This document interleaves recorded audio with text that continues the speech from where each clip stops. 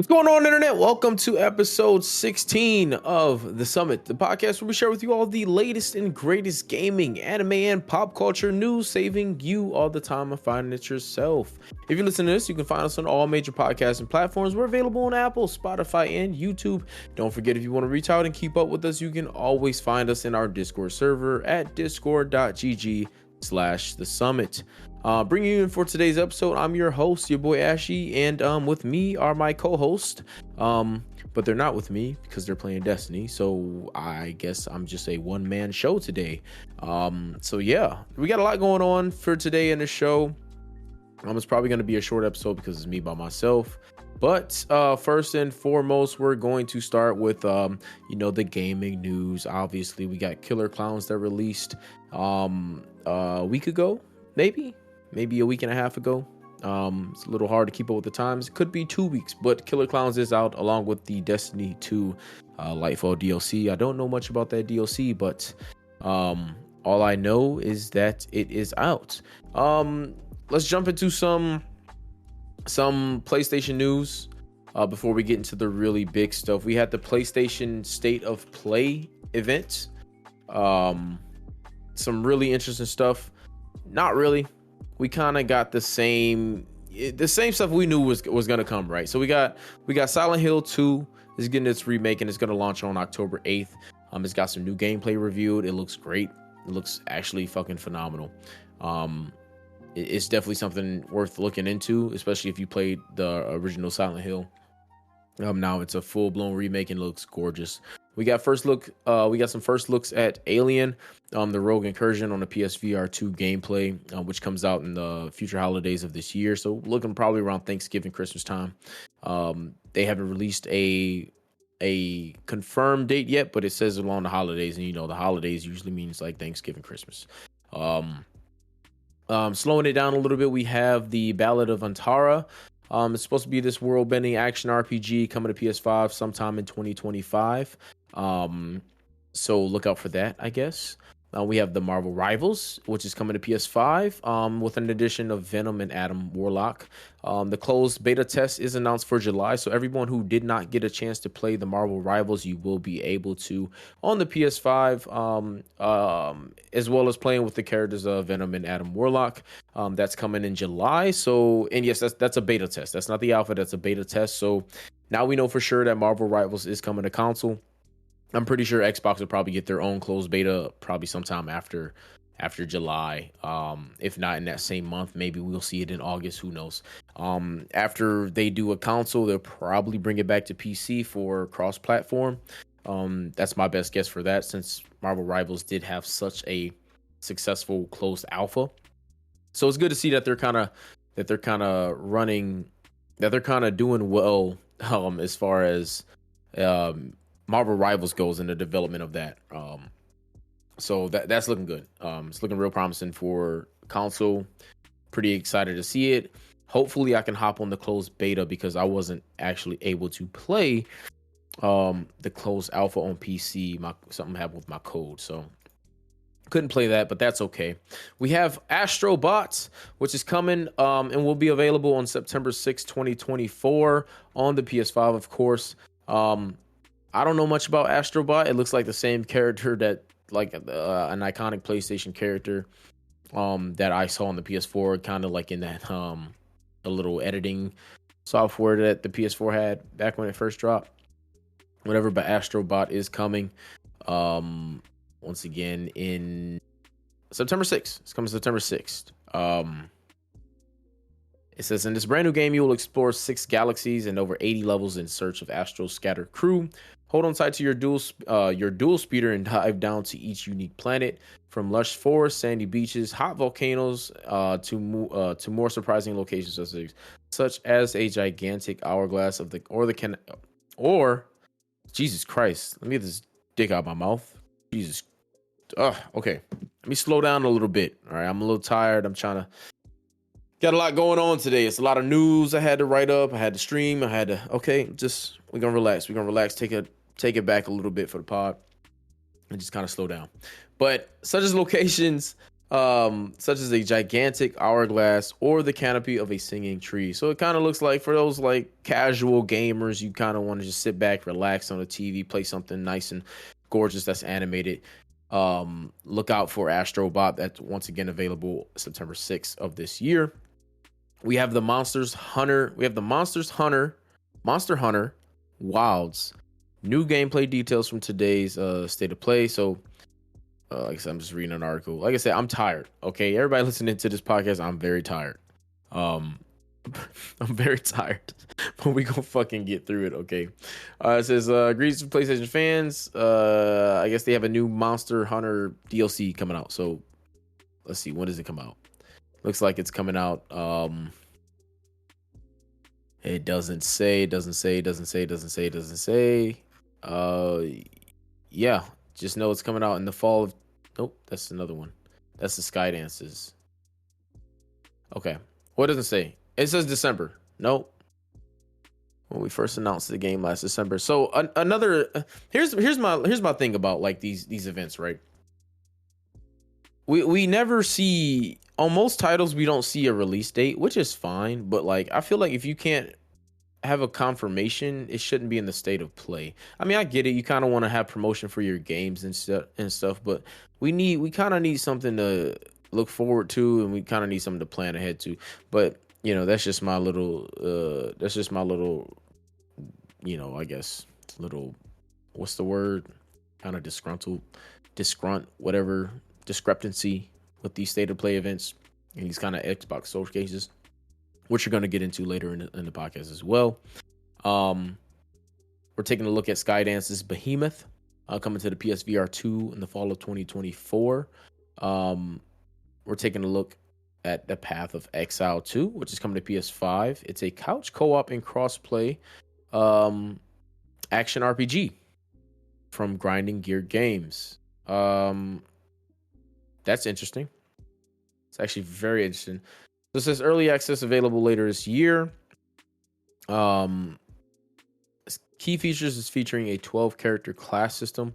Path of Exile 2 features 12 character classes, 2 for every combination of strength, dexterity, and intelligence. While each of the class variants focuses on a different playstyle, they're just a starting point. You can combine the skills from many classes together to create your ideal character build. Each of the 12 character classes has its own 3 ascendancy specializations, resulting in a total of 36 ascendancy classes to pick between.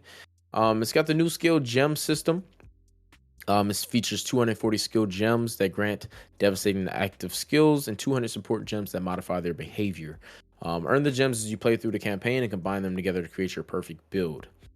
So that's looking kind of interesting if you're into like the co-op action RPGs, but also like they said, it's going to be cross-play confirmed as well, so probably going to be able to play online as well. So that's looking pretty interesting. Like I said, there's not much that we got going on here. We have I believe God of War Ragnarok was announced for the PC, and it's coming September 19th, 2024. So everybody who wants, all the PC players who's waiting to play Ragnarok, I know a few friends of mine have been waiting to play Ragnarok on the PC. It is coming September 19th, so mark your calendars for that.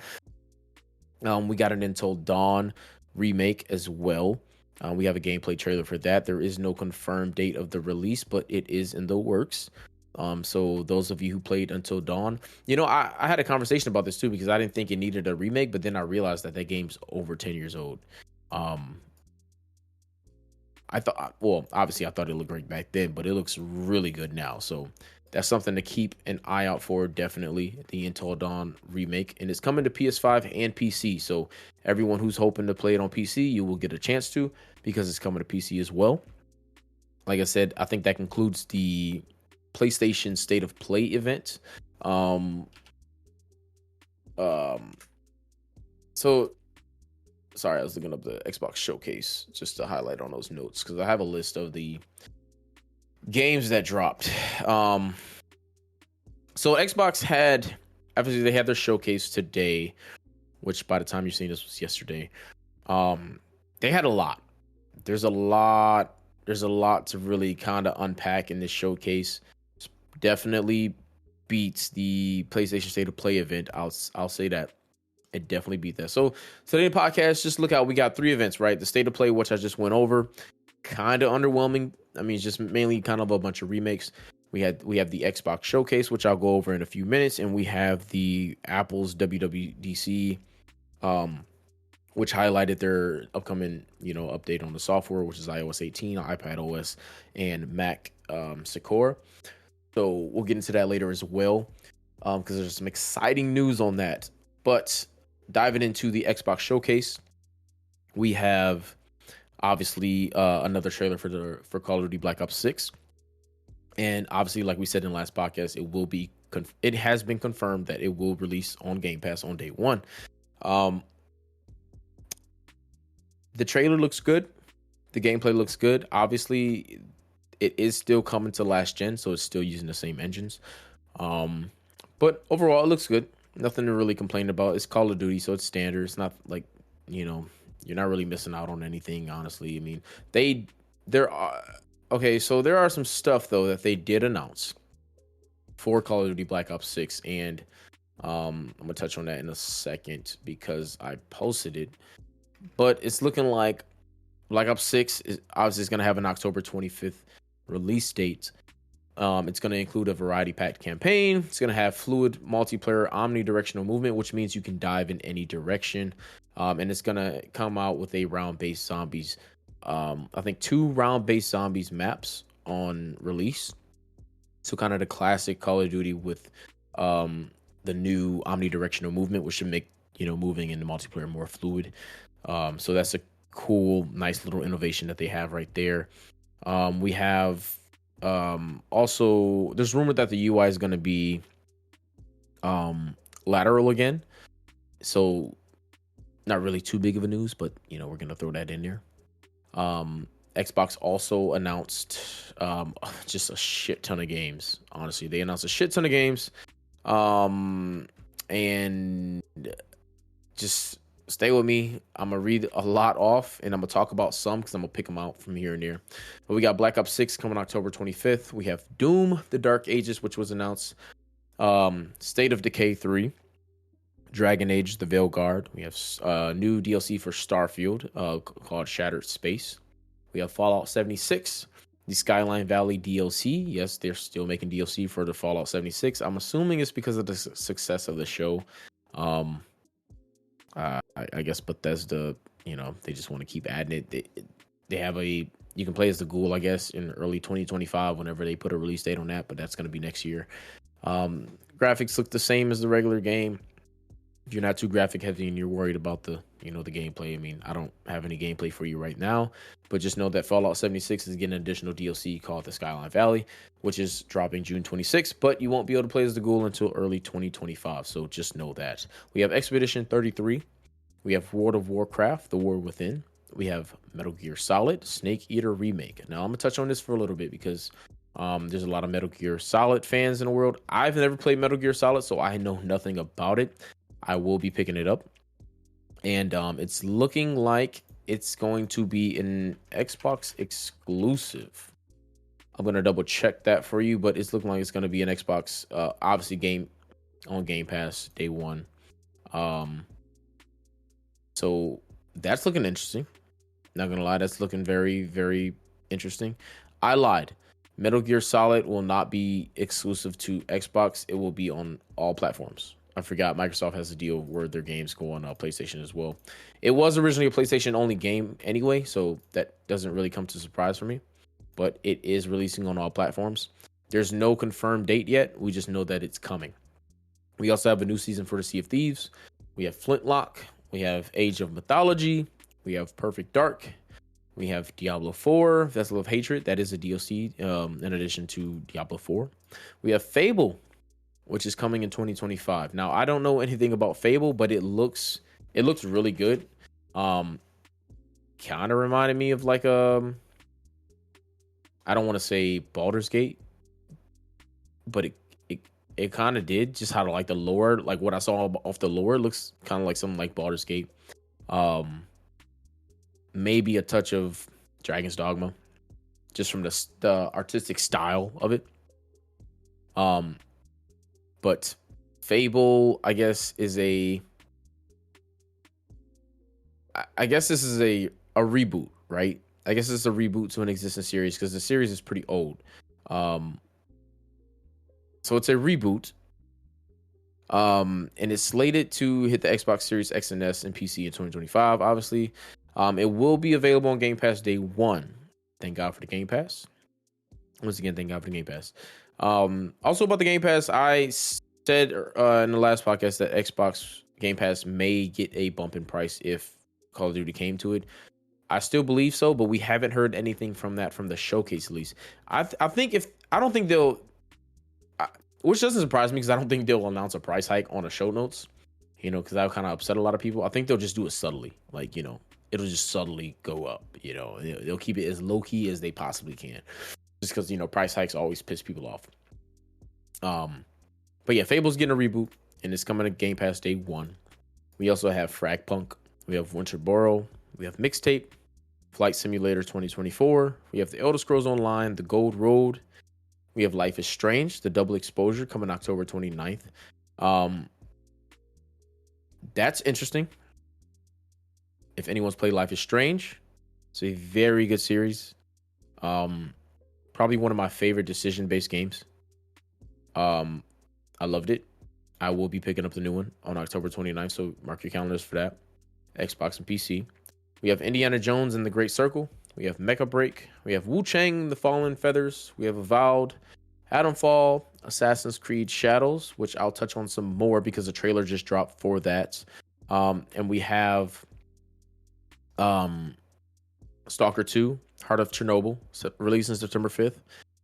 And we have new Xbox Series X and S consoles. We have digital versions of both, and we have a new version of the Series X with the disc, but starting off with 2 terabytes. So they announced those as well. And we have, of course, a Gears of War E-Day. So all of those Gears of War fans who've been waiting on a return, it has returned.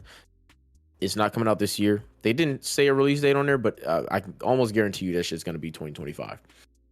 Just because they didn't put a release date on there, and it's Gears of War. It was kind of like a little teaser, so you know what they're doing. You know what they're doing. We have just kind of doubling back before we get into the Apple WWDC. Like I said, this is probably going to be a little short podcast. This is more so on the information side, just so everybody can be kind of up to date. We're steering away a little bit from the conversation just for this episode. This is just to put a lot of the information out so you can be up to date on the games, because we have a lot to cover today for this episode. A lot of news. So for Assassin's Creed Shadows, with the trailer, we've got lots of gameplay that was shown to us for Assassin's Creed Shadows. Also, we have a lot of gameplay that was shown to us for Star Wars Outlaws, right? And we're going to get into both of those in a second. We're going to start off with Assassin's Creed Shadows. I watched the trailer on stream. The new cinematic / gameplay trailer looked fucking amazing. I'm going to just say it right there. It looked fucking amazing. I watched the gameplay posted by GameSpot and IGN and multiple other gaming news outlets. 15 plus minutes of gameplay. It's looking great. I'm not gonna lie, it's looking great. It's very fluid. It seems it's very fluid. The animations are great. The cinematics are flawless. I like how Yasuke has he's like more of a brute, right? Obviously he's a samurai of African descent. And so he's a warrior, right? And he has that brute strength. He's very gritty. He's kind of gruesome. He's strong. Like you can just feel the grit in him. And then on the other hand, we have Naomi, whatever her name is. Don't quote me on her name. Actually, let me look her name up right now.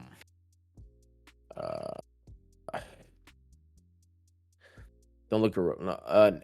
Naoi. I was on to something. We have Naoi, right? That's her name. She's a not a ninja, but a shinobi. Yeah, well, that's what that is. Fucking ninja, shinobi, same shit. But she's a shinobi, and her playstyle is very, very fluid. It's sneaky. It's more of that assassin type vibe.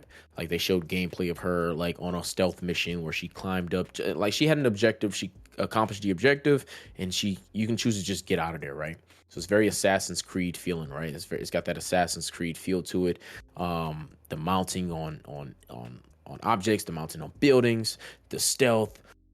You're crawling in the grass, you're hiding, I saw this one clip where she like took a female that was walking out of a house, drug her by like her scarf, choked her to death. Like it was so smooth the way she did it. Like the way she was hiding under the water to come up and assassinate, which alerted all the enemies, and then she just kind of like sneakily just got up out of there. Like another thing that kind of fascinated me about the game is the direction they're going. Like obviously we have two protagonists of the game, Naomi and we have Yasuke. So we saw a hint at what they're doing. You were led into a cutscene. As that cutscene went on, they gave you the choice of like, okay, which character do you want to continue as, Naomi or Yasuke? So I'm guessing that's going to give us two perspectives on the story. So that's pretty good for players who are looking to do a second playthrough. Like maybe you spent like one playthrough going through most of it as Yasuke, and then maybe you spent another but you wanted to do a playthrough going through as Naomi. Like this is something that's probably going to interest a lot of players. I love to see the implication of it. It also makes me wonder if there's going to be two separate storylines, right? Or if they're going to dabble in the whole choice-based system and lead to different endings. That would be cool. Different endings for different characters. That'll be like very interesting to see how Assassin's Creed Shadows plays out with that. But obviously, it's coming in November, I believe November 25th. Mark your calendars for Assassin's Creed Shadows. All the haters that thought Ubisoft was going to flop on this one, it's looking really promising. Now, I can't guarantee you anything as far as how it's going to perform on all the platforms, but it's looking gameplay wise, it's looking good. Story wise, it's looking very interesting. Even from the trailers, I'm like in tune with the story. I'm like, okay, I need to know what's going on because this looks very interesting. So Ubisoft has captured my attention on that alone. We have the fact that actually we have another announcement later on in the podcast that I'll get to tied to Assassin's Creed Shadows that is just tremendous. It's just like a tremendous announcement for the gaming industry alone. Like it's a big step in the right direction, but we'll get to there. Star Wars Outlaws, hopping into Star Wars Outlaws, very anticipated game for myself because I'm a big Star Wars fan. I'm very excited for Star Wars Outlaws, but after seeing the new trailer and the gameplay, I'm just like, I'm a little underwhelmed. I'm not gonna lie. I'm not gonna say the game's terrible. You know, I haven't played it, but looking at it, it didn't excite me as much as Assassin's Creed Shadows did. Like Assassin's Creed Shadows had me on my seat. I'm like, oh shit, like I gotta play this. I'm ready to play this right now. Star Wars Outlaws is like, okay. I mean, it's something I'm gonna play, but it's like my interest has gone down a little bit. Don't get me wrong, the game looks gorgeous. I'm obviously gonna cop it. I'm a Star Wars fan and I'm a gamer, so I'm getting it regardless. But the gameplay looks, not the gameplay, the cinematics look fantastic. I can tell they're hugging on this thing where they're trying to basically not have any loading screens. If I don't know if you all remember, but back like when it was announced, right? We had sorry, I'm trying to like gather my thoughts. Back when Star Wars Outlaws was announced, we had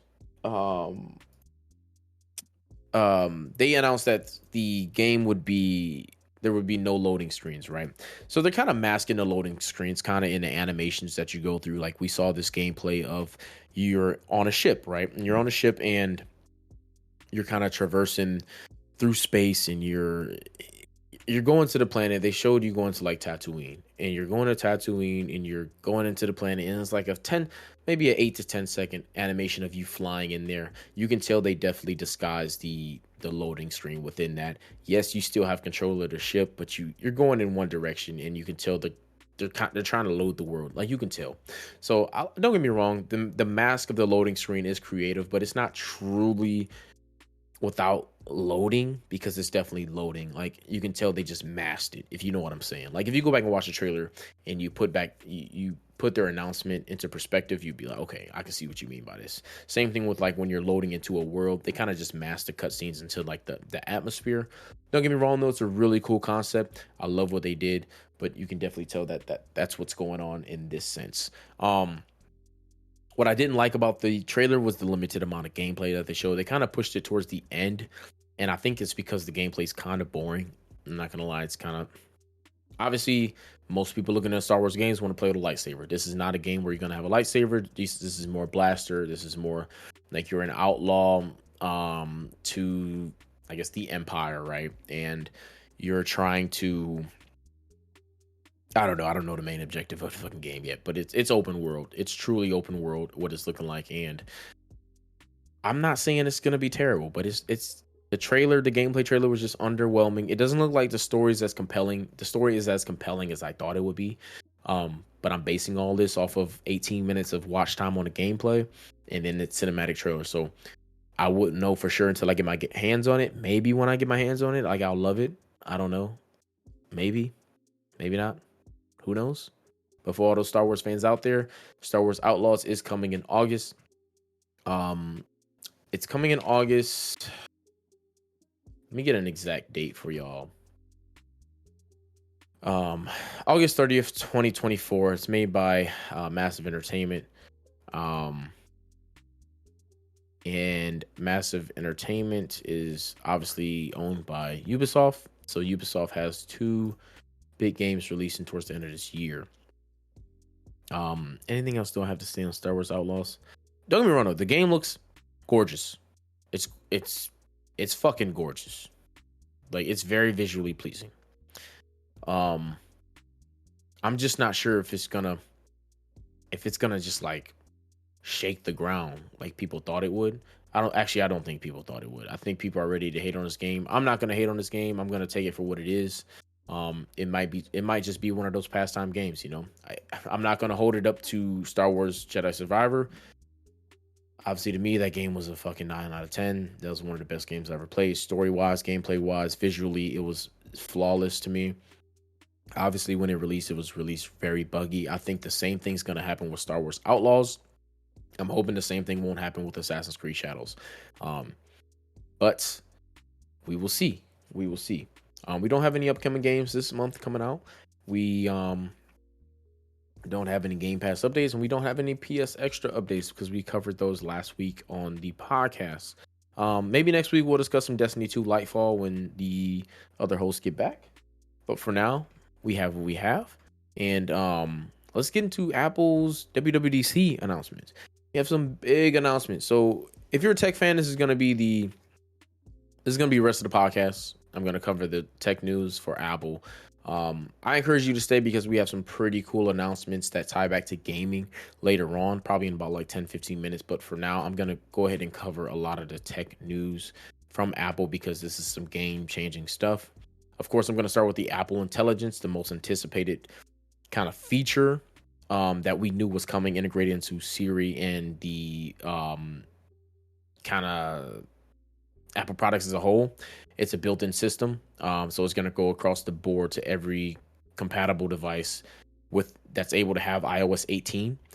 It's coming free to devices that are able to run iOS 18. iOS 18 will be able to run on devices starting from the iPhone SE 3rd gen and above, as well as the iPhone XR and above. So if you have an iPhone XR or newer, you'll be able to run this. That's starting from the XS Max to 11, 12, 13, 14, and the current 15. So back to the Apple Intelligence, which short for AI, obviously. It's a built-in system, which means it's going to go across iPhone, iPad, and Mac. With Apple Intelligence, you're able to create original images in 3 unique styles. It has on-device processing. There's a private cloud compute, which means that basically, since it's on device, right? Since it's mainly on device, it has on device processing. It's using everything on your device to process tasks that you need done, right? And pull certain information, tons of information. but that limits your access to servers. Like that limits your access to online things that you need. So in order to combat that, not combat it, but in order to implement the connection to the server, Apple's big on privacy, right? They had to come up with a way to keep your data private, but also allow you to connect to servers. So they incorporated private cloud compute into Apple Intelligence, something that was truly tremendous and remarkable because it's still keeping your information private and it's only pulling information that you need with basically without sending off critical information from your device to a cloud or to a server, right? Well, clouds are servers. So it's sending your information, it's sending the necessary information and pulling everything back.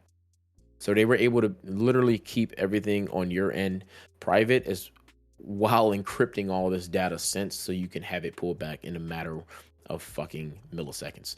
And that is truly remarkable. Obviously, Apple Intelligence is a big part of that is Siri. Now, it's no secret Siri has been the most underwhelming AI known to tech since her release.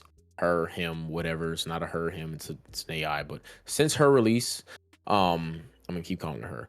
Since her release, she's been so underwhelming. Siri has been released for 16 plus years now, and this is literally the largest update we've ever seen in Siri. I can say that the wait was worth it. I wish she would have been upgraded incrementally like we've seen the rest of the hardware since her release, but we haven't. They've made up for it. Apple Intelligence is incorporated into Siri. This is the largest update we've seen in 16 years, obviously. She's more natural, she's more relevant, and she's very personal now. She has a brand new look. Instead of like holding obviously you can say, hey Siri, and you can hold the side button, but instead of that circle, that iconic circle that comes up at the bottom of your screen, it now kind of illuminates the side of your screen, not the side, but all around. It illuminates, excuse me, it illuminates kind of all around your screen and kind of like just highlights that motion, right? So now it's it just looks pleasing. It doesn't take over anything. It's just kind of casually in the background, just waiting to grasp your voice. But if you don't want to speak into Siri, you can now type to Siri with the double tap at the bottom of the screen, right? So you double tap the bottom of your screen, Siri pulls up and you can type it. Kind of like you do with ChatGPT. Actually, exactly what you do with ChatGPT, you do with Siri now. And that's a big thanks to OpenAI, because OpenAI, of course, is working in collaboration with Apple in development of this Apple Intelligence. Obviously, Apple's been working on this for well over a decade now. Like that's not a decade, but they've probably been conceptualizing it for well over a decade, but it's been getting ready to get incorporated since the system on a chip was launched. And obviously, we see these A17 Pro chips now in the new series. Like all these chips were designed with this in mind. Like this was the end game for Apple, and this end game is going to start something totally revolutionary. So this was the goal all along for the M1 system on a chip, right? So now we're seeing Siri with this Apple Intelligence incorporated. What that just means is just think of like Siri turned into a more advanced, faster ChatGPT, right? If you can even like conceptualize that, right? So now we have Type with Siri on there, which is funny because when I saw that, I realized that Apple had did this a while back where they put Type to Siri available in, I forgot which version of iOS it was, so don't quote me on a version, but it was definitely available, but they pulled it back almost immediately. It might have been like 4 or 5 years ago, but they pulled it back immediately, and this makes sense. They were probably trying to work up to something like this. It's truly game changing. If you go back and watch the keynotes on it, just look up WWDC June 2024. You'll see the keynotes on it. Just look at the whole Apple Intelligence section. I encourage you to go back and do that. It's truly groundbreaking for those who are interested in what the future is going to look like, right? So now you can describe features if you don't know it. So like I said, it has that product knowledge about your Apple device. So basically, if you tell Siri like, hey, what's the feature where I can sit there and you can tell it just like this. Well, what's the feature where I can sit there and schedule my text messages, right? It'll tell you, oh, okay, this is scheduling in messages now, right? So because now obviously in iOS 18, you're able to schedule your messages, and we'll get into that more so down the line. It's coming up. We have on-screen awareness for Siri. Of course, Siri will be updated over time. So they're going to keep adding new content to Siri. They're going to keep refreshing it.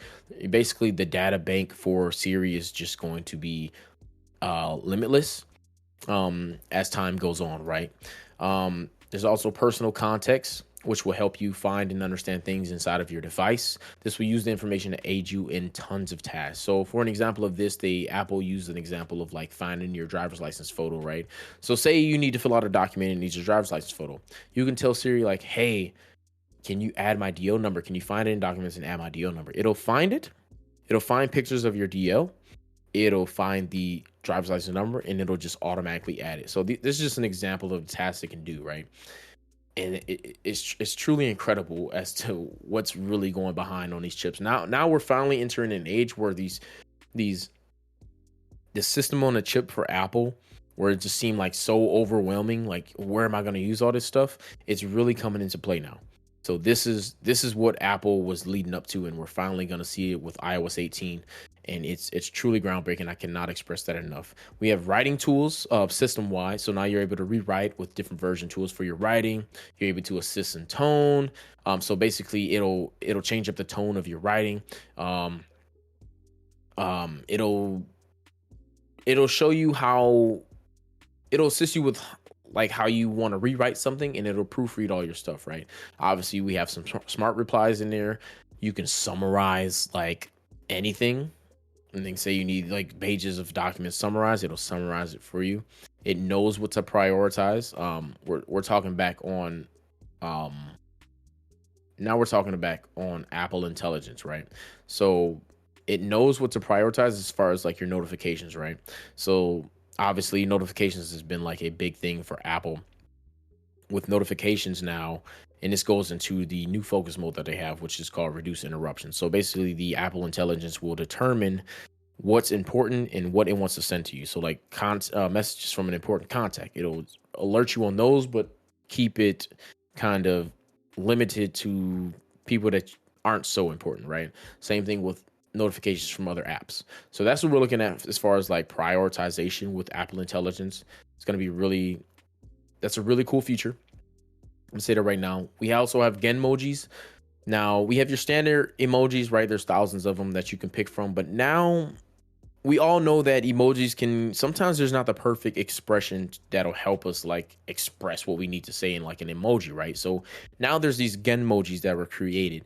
These Genmojis you can literally type to Siri, like, or you can type to the Genmoji interface and go, okay, well, I want a laughing emoji with a cowboy hat on, right? I'm a cowboy laughing. It'll create that Genmoji, which is just an emoji.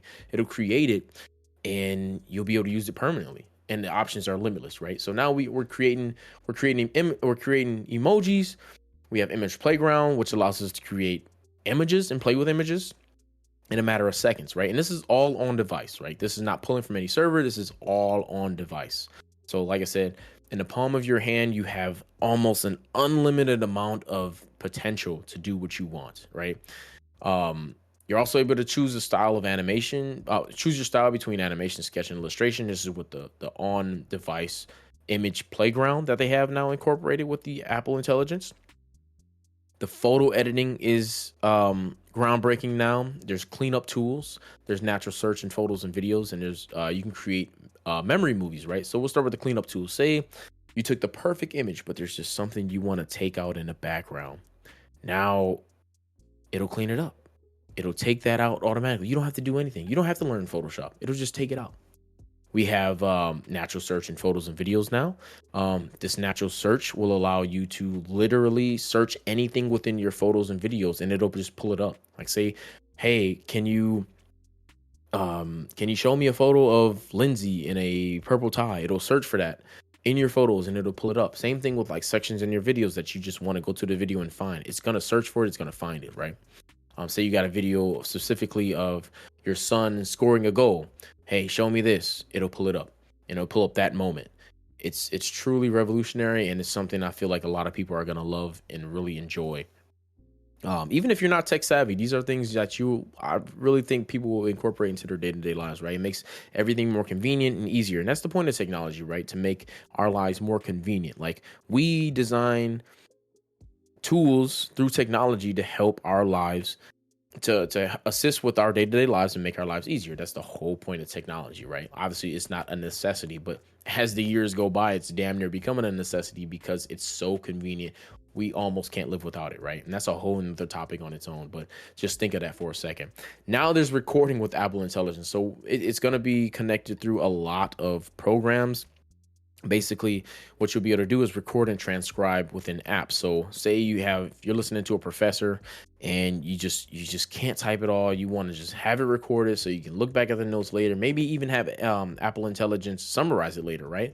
You can record it and transcribe it. And this is also coming to the phone app as well. So obviously it'll alert the other user on the end if the phone call is being recorded, but it will record and transcribe everything down into the notes app. And that's a really cool feature. I'm not going to lie. Obviously, like I said, all this is available with iOS 18 for free. It's going to be on iOS 18, iPadOS 18, and Mac OS Sequoia, right? So this is all coming to every device that's capable with the new iOS 18, Mac OS Sequoia, and iPadOS 18. So if you have a device that's compatible, look forward to all this. Obviously, ChatGPT is integrated into Siri. Siri is going to, like, they kind of work hand in hand, right? So say Siri needs to connect to another resource that may have more resources, right? OpenAI is kind of like the pioneer of this type of AI engineering, right? So Siri will tap into ChatGPT and it'll ask you for permission first before sending and retrieving the data. So it'll go, hey, is it okay if I use ChatGPT to pull some of this information? You go yes or no. Either way, it'll give you the best answer it can. But if you choose yes, it'll tap into ChatGPT, it'll grab the information, and it'll send it right back to you, right? This is the same with the integrated writing tools. Also, you can access for free without even creating an account through OpenAI, right? So you can just completely use these features without even having a ChatGPT account. It'll still use the resources. It just won't store your information, right? You can also connect an account that you have already and access the paid features that you already buy. So both are available to you if you want, and that's coming to iOS 18 later this year. Now we're going to dive more into the iOS 18 factors. We have obviously I mentioned the support for which models of iPhone is coming to. Now we are finally able to place app icons wherever we want, right? So I know the big thing about Apple is the customization, right? Like, a lot of people despise Apple because you just can't customize it. But now you have full access to customize your apps. You can place them wherever. You can change the color of your apps. You can change the tone of your apps. You can do whatever you want with your apps, right? It's coming to one of those things where you can kind of do whatever you want with those apps. Oh shit, y'all join the party? Bro, You we, going to do your thing. What's up? I ain't gonna interrupt you. Yeah, don't interrupt me. I'm kind of almost done here. So you can kind of do whatever you want with those apps, right? So now everything's fully customizable with your apps. iOS 18 now allows you to just fully do whatever. If you want to have a dark tone, you want to have a yellow tone, blue, whatever the fuck you want to do with your apps, it's your decision. This is a long-awaited feature. We're finally able to see kind of the fruit of their labor, as far as like we all know Apple takes a long time to kind of just like incorporate everything that everybody wants, but now it's here. We have that full customization. We also have the customization of the control center. So now there are different presets you can have for the control center. It's kind of like a visual thing you got to see for yourself. So I encourage y'all to go back to the keynotes and kind of look at the iOS 18 features and how the control center kind of how they updated the control center. But now it's not just one, you can have multiple. It's kind of unlimited at this point. They even gave the API to developers to basically incorporate their own versions to it. So that's looking really promising. It's looking really good. We also now have app locks. So finally, we're able to lock our apps. So say like you want to pass off your phone to somebody, but you're afraid like, oh shit, I don't want them going into this app. Now you're able to lock those apps. You're able to hide these apps. The only downfall about this is that it places them in a hidden app folder. Kind of like a bummer, but that whole folder is going to be locked as well. So if you out here, trying to hide shit from your spouse, you can't really truly hide it, but they can't get into it. At least like, it's locked by either like Face ID or a passcode. So now you can finally hide apps, you can lock them, and you can secure them in like their own folder. So that's coming. iMessage finally has been updated how it should be. We're going to start off with the RCS messaging support.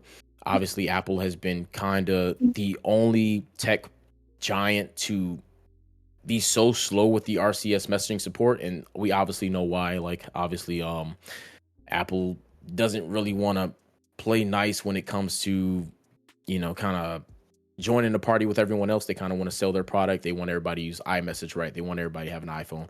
Problem is, everybody doesn't want an iPhone. Some people want an Android. Now we have RCS messaging support on Apple devices. So now those Android and Apple conversations will go together a lot better. Like it's almost like iMessage across the board, because obviously RCS is a better version of SMS. It allows the read and delivered options to be seen. It allows the tap backs. It allows the It allows more clarity for the videos and images that come through. Obviously, we know through SMS, the images get blurred out. The videos are choppy. They're formatted weird. Like it's just a bad experience. But RCS fixed this, and I think this was developed by Google a while ago, and now all the carriers in the US at least support it. So this is coming with iOS 18. Now you'll be able to chat with your Android friends, basically as if it's iMessage. It won't be blue, but it's basically the same features as iMessage on RCS. So that is tremendous news. Obviously, Apple didn't put that. They didn't even have their own little section for it. They just kind of threw it in like, okay, we have RCS. There it is, finally. Like they announced it last year, but now they were kind of forced to get ahead of the game because of the EU shit going on with Apple. So it's finally here though. Regardless, it doesn't need its own little hype thing. You'll notice it. When you start chatting with those Android friends of yours. Back to iMessage though, we have more tap back features. Obviously, we're limited to like 5 of them, I believe. They've been redesigned. They're now more colorful. They pop more, and now you can do a tap back with any emoji. Like you can choose any emoji, kind of like Facebook has it set. If you use Facebook Messenger, now iMessage has it. So all those tap backs are included. And like I said, if you tie this back into Apple Intelligence, you can create your own tap backs now. So that's even more fun. You can create your own stickers. You can design. It'll create AI images of the person you're talking to. You can tap back with those. Like the options are truly limitless. We're also able to schedule messages now. Like I said, this is a lot, so just bear with me. We're also able to schedule messages now through iMessage.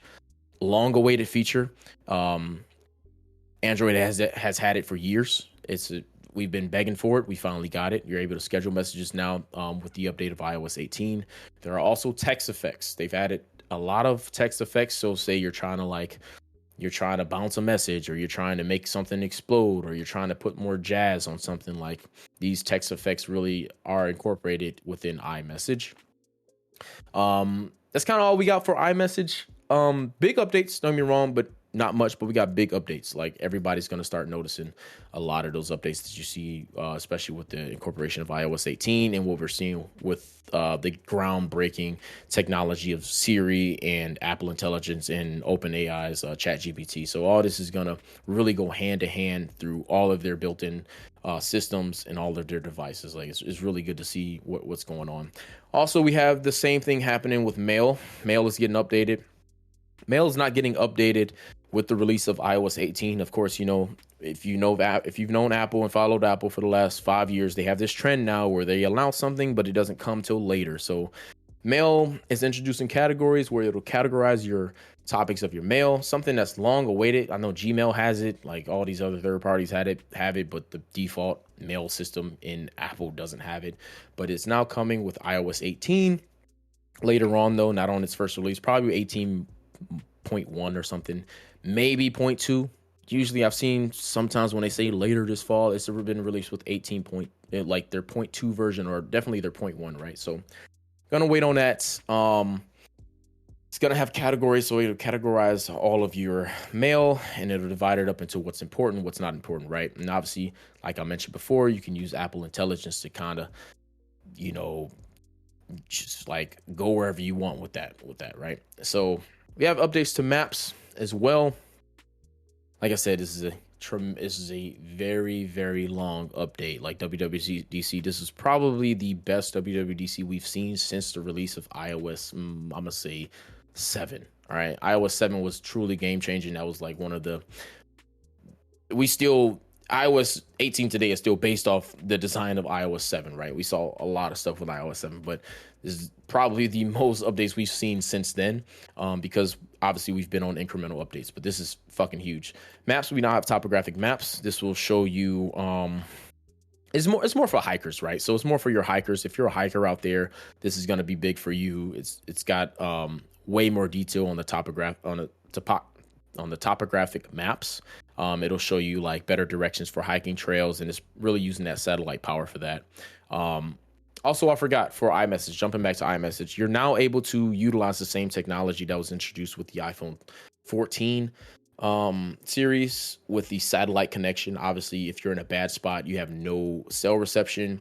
Apple releases groundbreaking feature that has saved lives already, actually, where you connect to the satellite and you can send messages off. Before, that was only limited to SMS. Now that's opened up to iMessage, so you're able to use iMessage, and you're able to use the basic features of iMessage, as in tapbacks, pictures, videos, obviously, and just sending regular iMessages. So those will go through satellite now. Jumping back to wallet updates in iOS 18, now you're able to use this feature called Tap to Cash. So Tap to Cash is basically Apple Pay, but instead of, how like you need someone's phone number to basically Apple Pay somebody, now you just tap your phone to someone's phone, bam, the money's sent. So now you don't need to, like, say you bought something from a stranger, you give them something off, and it's real quick. Say you just bought something off Facebook Marketplace and you just want to tap to cash. It's that simple now. You don't need to exchange numbers or any personal information now to Apple Pay anybody. It's just simply bump your phone, kind of like the contact card that they introduced in iOS 17.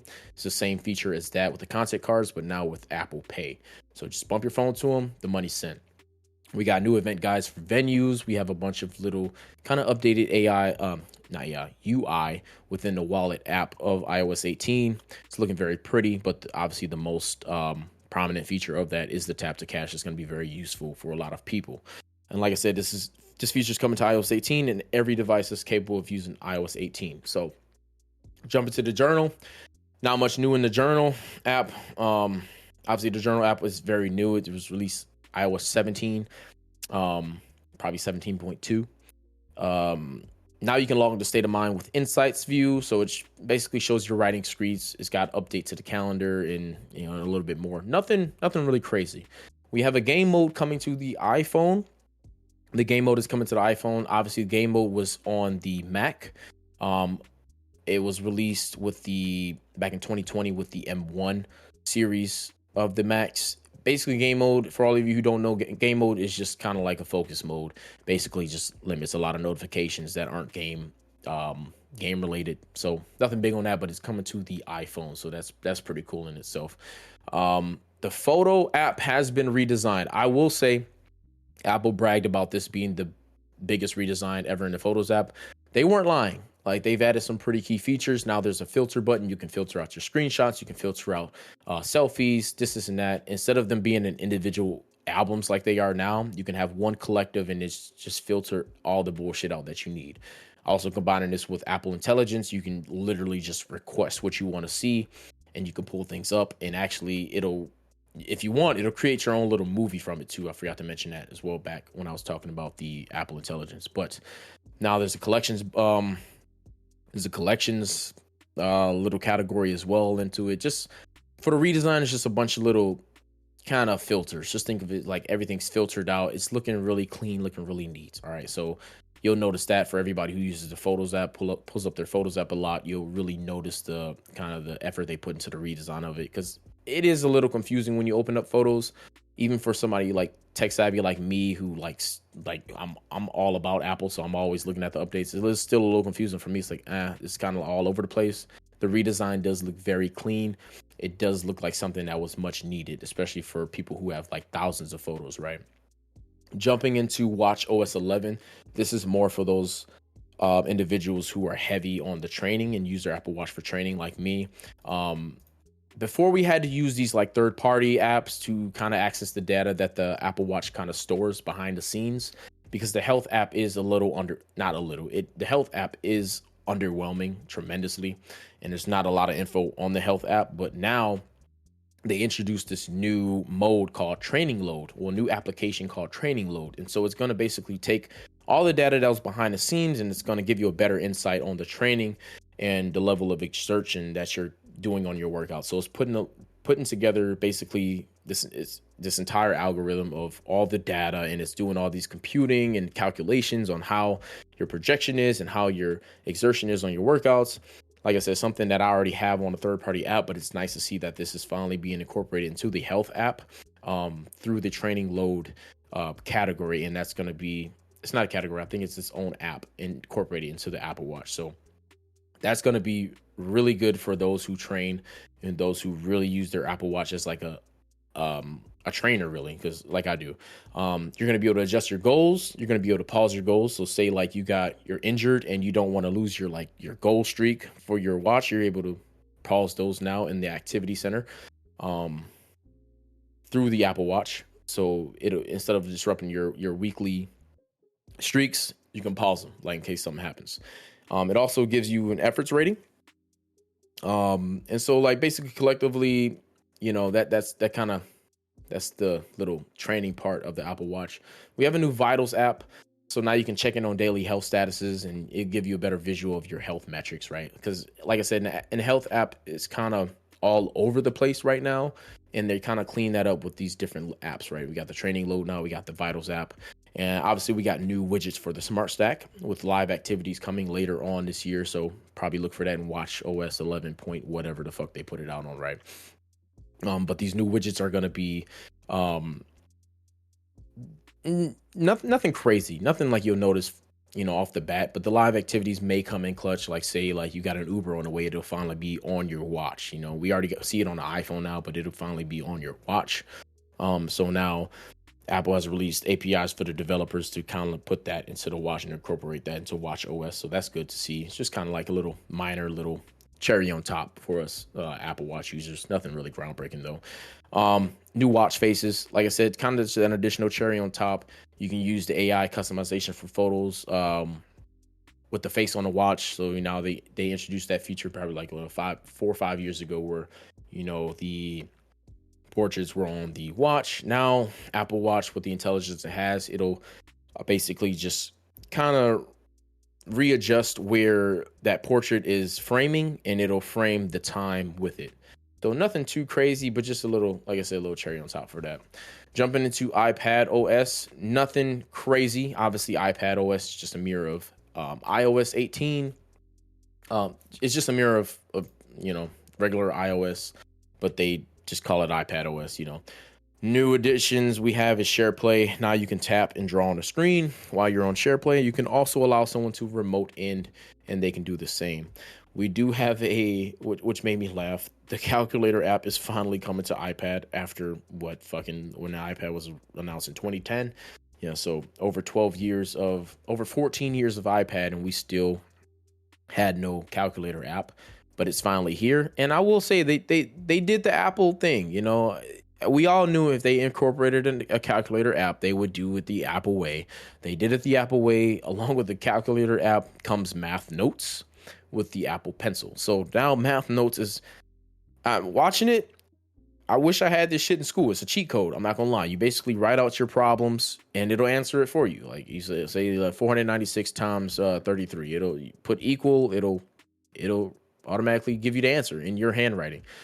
This also works with kind of complex equations. Like they gave like an example of like some fucking, I don't know, I'm not a mathematician. It looked complex and it figured it out, right? So if you're a little math wizard and you like doing math problems and shit, pick up an Apple Pencil, do it on the calculator app. Also, it works in the Notes app as well. The same text is in the Notes app as well. So basically just go ahead and scribble out your problems in the Notes app with the Apple Pencil. It'll solve it for you. Like it was doing a bunch of geometry and fucking calculus and shit like that, and it was pretty cool. I'm not gonna lie, it was pretty cool. Also they incorporated the Smart Script.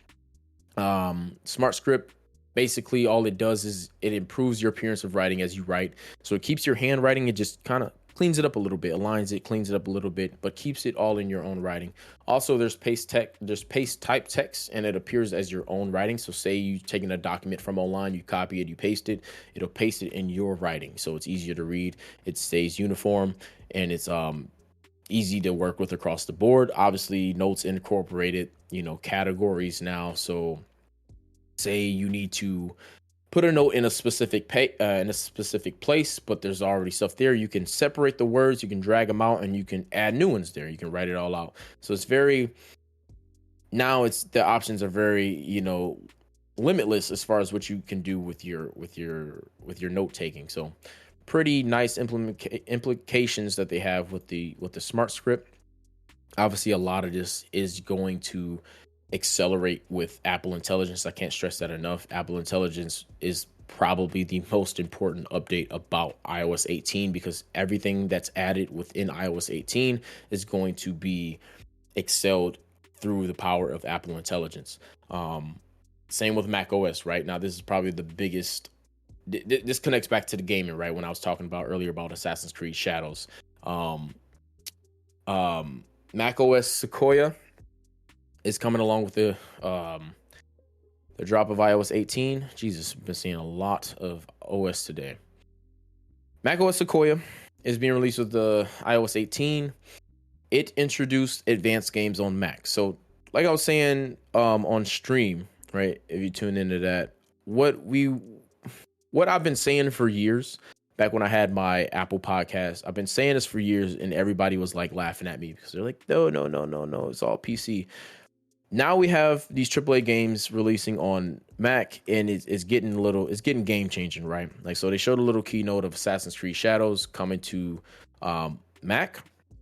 And I've been saying this for years. I've been saying that the system on a chip is a fucking game changer for not only computing. Obviously, we see how record breaking just the system on a chip is for the M1 through what are they up to? 4 now? M1 through M4 series is for editing and computing, but now it's getting efficient enough for gaming. And everybody's been saying for decades, like, no, Macs are not for gaming. It's very true, they're not, but they are now. We see Assassin's Creed Shadows coming to every platform, and now that means literally every platform that includes Mac OS. I believe it. I wouldn't run it on an M1, but you can, I guess. But everything on that system on a chip, it's going to be able to run it on. So it's very efficient. I'll say that. So yeah, if you have a Mac, M1 series Mac. Don't get me wrong. This is only for M1 series. This is for M series Macs, right? This is for that system on a chip, not for your Intel-based Macs, like that are obsolete now. I don't even know why you would even own an Intel-based Mac on these days. Like, system on chips has been out for like 5+ years now. Like, get rid of that shit. But for the M series Macs, you are able to run AAA games. Like, it showed just a catalog of them that were available so far. But the most important, obviously, is Assassin's Creed Shadow, which is dropping in November. It looked completely gorgeous. But that's not all. We have Control and Prince of Persia, but back to the Assassin's Creed Shadows, it's not just available on Mac, it's also available on iPad. So that same game you're playing is available on iPad as well. Not the older iPads. Obviously, we're talking about the iPads that's running on system on a chip, which includes the iPad Air 6. iPad Air 5. iPad Air 5 had M1. iPad Air 6 has M2. And the iPad Pro series, obviously, dating from the M1 up into now the M4 they put on the iPad Pro. So with all those system on a chip iPads, you can now play these AAA games. They advertise Control, Prince of Persia. I believe Assassin's Creed Mirage is already available on these platforms. So if you're looking into that, if you want to test it out, go ahead and play it. Also, they announced Resident Evil 4 last year for Apple Silicon. That's been getting great reviews. So we've been seeing it already, and now we're seeing Apple really kind of push themselves. They not push themselves. They kind of just slid into it, with their system on a chip. Like I said, when M1 was announced in 2019, that was like a truly game changing system on a chip. Right? It's very efficient. Like, it's going toe to toe with like these high level i9s and these expensive. Obviously, Macs are expensive regardless, but it's beating out a lot of these pricey ass builds, right? And so, but like I said, Apple has been known to be like kind of the king in video editing, right? That's what they're known for. video editing, photo processing, a lot of things, a lot of programs that take a lot of computing. Apple's been king for, but now they're kind of slowly just like putting their foot into gaming, and with these AAA games, it looks like they're going off the deep end. So that's what we got for our WWDC. Kind of been talking for a while about it, but we have a lot of big developments coming. We have coming in the fall. Obviously, if you want to be a beta tester and you have a spare device, I encourage you to download the beta of iOS 18 on that spare device if it's compatible. You can see the public link on their website, apple.com, obviously, and you can be a beta tester yourself. I've been seeing a lot of people in the Reddit chats and on the Facebook group chats test these out for themselves. They're having fun with it, especially with the customization of the home screen and X, Y, and Z. So that's what we got for WWDC. Yes, it's a big one. It's a really, really, really big update. It's very exciting. It's very game changing. And yeah, that's gonna cover our technology portion. So if any of y'all were interested in that, there's the news. It's probably gonna release to the public at least. See what's the timeline usually on iOS? What, September? Yeah, September. Probably with the announcement of the new iPhones. Obviously, they always release them. Announce them in September and probably release in October. So we'll probably see that roll out in September, and then the new iPhones and stuff in October. So that's what we're working with so far. Welcome everybody else. What's up? Just another day of getting our ass fucking beat. I see. Yeah. I see. It's alright though. Tomorrow, yeah, it's just alright though. We learned. We learning. We got. Did y'all win? No, fuck no. Yeah, y'all did all that and didn't win. Yeah, but like people are tired. We got jobs. It's fucking Monday now. You know what I mean? So understandable, but hopefully we'll get them tomorrow. You know what I mean? There it is. That makes sense. Mm-hmm. I can still be up. You want me to talk about it? That's cool. But since we missed this one, I was thinking if we want to do a bonus episode, we can record sometime tomorrow or Wednesday or something. I'd be down for that to kind of make up for it. What about Lightfall? Yeah. Well, yeah. Yeah, that's cool. I'm gonna wrap this one up then. Well, wrapping up this episode, I want to thank everybody who made it up this far in today's show. All we ask for your appreciation is for you to spread the love by sharing the podcast with a friend. Or you got to go ahead and drop us a 5-star rating on the supporting platforms. This helps the algorithm promote our show, which helps us with bringing in new listeners. Don't forget, if you want to reach out and keep up with us, you can always find us in our Discord server at discord.gg/thesummit. Again, that's going to be at discord.gg/thesummit. I want to thank y'all for tuning in, and as always, we will see y'all next week. Peace.